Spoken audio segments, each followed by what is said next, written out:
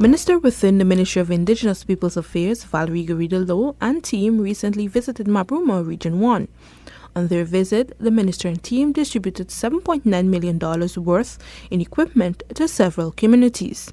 Two shows and residents of the Northwest District, Mabruma in particular. I'm indeed happy at this time to be able to participate in one of these activities that would allow us to account for our resources that we utilize on our capital program for 2016-2017 provisions in the budget. And I can tell you, and there's more to come in 2017. In fact, I was reminded that a large chunk of our capital projects for community development in Region 1, some $64 million or so, is allotted to this region, of which in excess of 48% of that, or in fact 30 million plus, or $30.1 million, is allocated to Mabruma, to the villages in this part of the world. So we cannot doubt, as it relates to the government's interests and support to hinterland development. There is tangible evidence everywhere that working with the hinterland community and villages, providing them with the kind of resources that would help to enhance their own livelihood, would have been ongoing, and of course is noted. What we'd like to make sure we ask you to do is to exploit all the possible opportunities available for hinterland development. I can speak readily of two programs that are established in the project, in the budget for 2017. One is the HAZE project, which the minister is the lead person on, and she'll tell you more about it, where we're calling on you to maybe support the young people who were identified, selected, and trained to be part of this project. And she'll tell you much more about that, so I won't go into the details. Capital projects that we identified for this area, all the material and equipment that we're purchasing, they're being processed. At this time, we were told that they're at the level of tender board. So shortly, we will be back here to do the additional handing over of all capital equipment for 2017. But let me tell you, as the accounting officer, what seemed to be the troubling thing. I had a meeting just 2 weeks ago with my internal auditor, and I'm trying to map the large number of capital equipment distributed to all the villages to check on two things: that they're still on the master register. That's the first one. And then two, that they're in good working condition. There are billions of dollars worth in equipment that were provided over the years. And the register is suggesting that hundreds of ATVs, tractors, and the other small equipment like outboard engine and so on. While we're proud of doing this to ensure that you live a good life and your children are supported to go to school and receive good health care, we want to ensure that the village, first of all, knows that the asset belongs to the village and not an individual. I'm looking at these capital items here. We're here to distribute. And as Pia said, they're very expensive. My father, I could remember my sister was telling me she went home from school and they went around to the Quibana, from Maruca to Quibana. Well, he happily asked to pick her up and he will transport her with his own engine. So she was very happy about that. But there was the engine. She jumped in the boat and the engine was tiny. She said she could count the trees on the way. It was a 5. So you could imagine you barely moving, even the paddle boat passing you sometimes. So what you're getting here, it's really, really generous gift. I wouldn't say only from the government, but from the people of Guyana. Because all the monies that buy you things to support you in your villages do not come from a particular party's coffers. Because I know until now some village tushas across the country, not all, praise the Lord, but some of them still saying, this ATV is, we government buy it. Okay, they buy it for we in 2013. You know, it doesn't matter. It's the same if you have daughters who are teachers. They're paying their tax. They're paying their PAYE. They go on and buy the shoe and the clothes. They're paying VAT. The minors, whether they're PPP or PNC or AFC, they got to pay their royalties. Is everybody paying in this purse, the consolidated fund, the country's purse? So that has to be divided among all the regions and the ministries in Guyana. We're trying our best to work with you, make sure all of us work together, understand each other, and that you benefit. But at the same time, we need to have accountability. Remember, when you're spending monies, it is good that you have accountability. Otherwise, people are going to accuse you of spending out all the money or half the money. If you cannot account for it, and then you can't see nothing that you spend on it. We know for sure that things like that used to happen. We would like it to stop. I know for sure the last time I went to was Arukamai. Yes. One show did well, hand over things to the other show. The other show couldn't account for nothing. Not even a step he could have built. So, you know, we had it, this thing got some bad experience involved. So we want to have good experiences. So all that, what can you know, how you can have that is to make sure you have your books in order. Every cent. You might think that $100 is nothing. So every dollar counts in business. And you have to start running your projects as businesses. All right?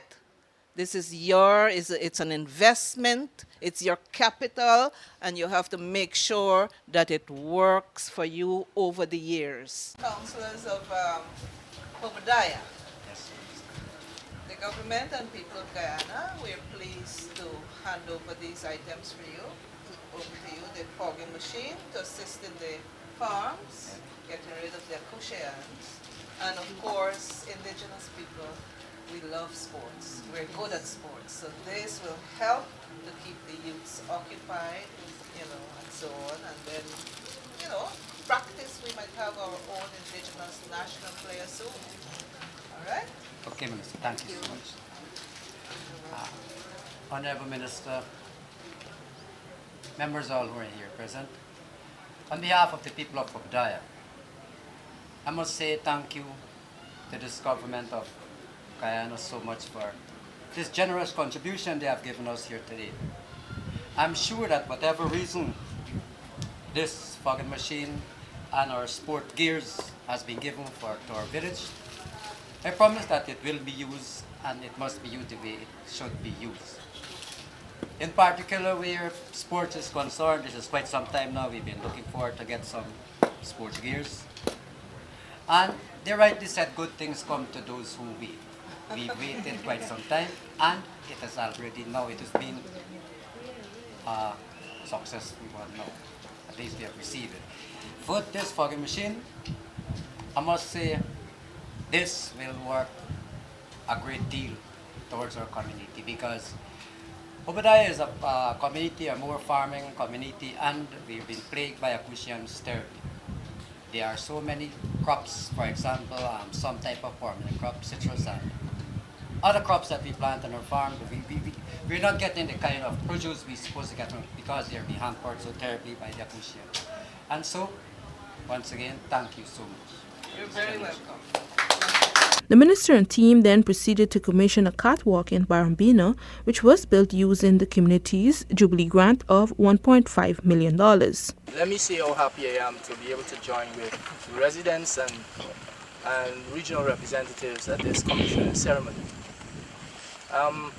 When I took over the ministry, that's only like a month ago, one of the challenges I observed was that of not being able to report accurately on successful completion of some of our capital projects. The presidential grant got excluded. So when I saw this, I thought that this is most commendable. This is one of the projects, obviously, that stuck to what is the scope and design of the project, to deliver a functional walkway, which I rather suspect might very well be historic by measurement, some 812 feet or so. I'm not so sure I know any other catwalk this long built in local communities.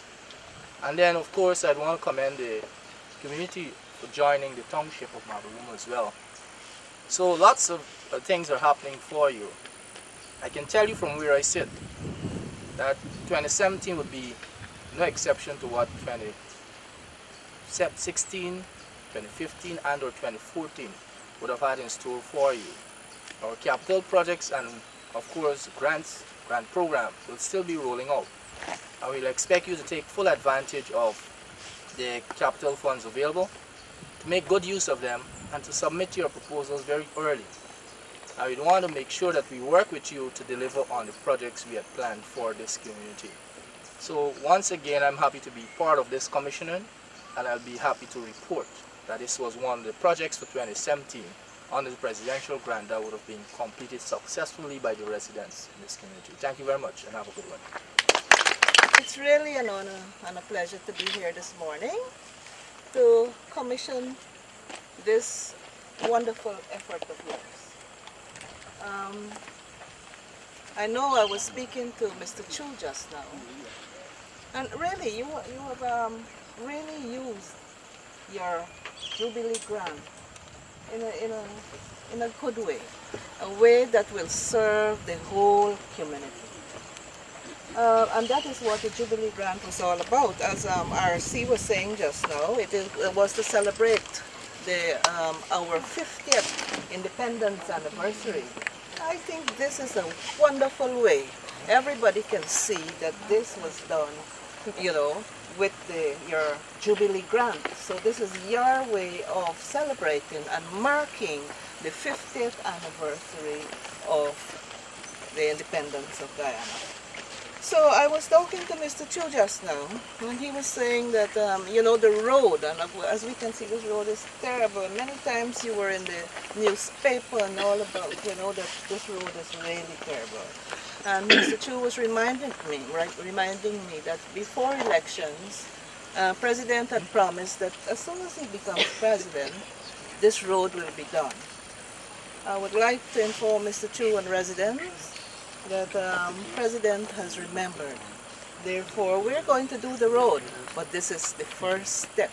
This here that you have done with your grant, this is the first step towards easing this problem that you have here of in and out of your village. So within 2 years, 2 years next month, at least movement towards rectifying this problem for the community is being seen. All right, and you, since you have finished it within 4 months, congratulations to you. I understand that 20 persons were employed on this project here, chainsaw operators, laborers, carpenters, and you know, at least they would have gained a temporary monies from that.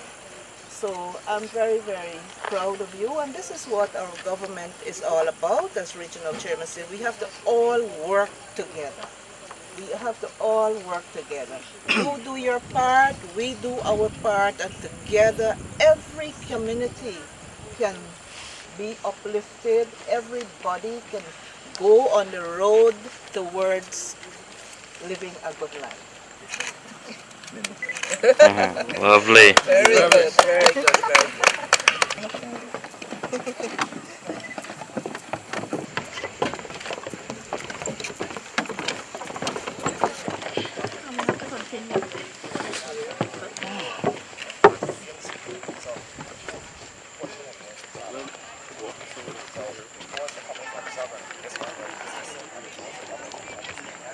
The road, supposed to be road, now part pool that the residents of Barbina had to suffer for years. And the Jubilee grant that they acquired last year from the government of Guyana through the Ministry of Indigenous Peoples Affairs to the tune of $1.5 million. And I think they have done an excellent job with this money.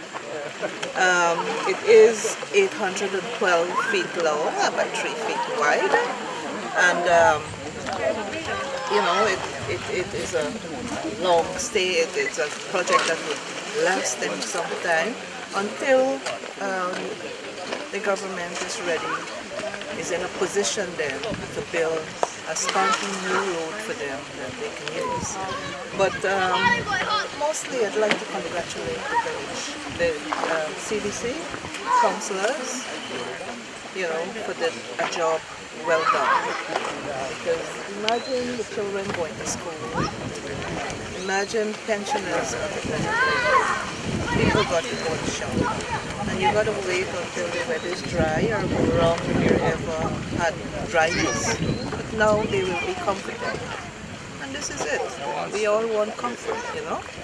And our government is happy to be able today to commission this bridge. It has been in use since December, since it was built.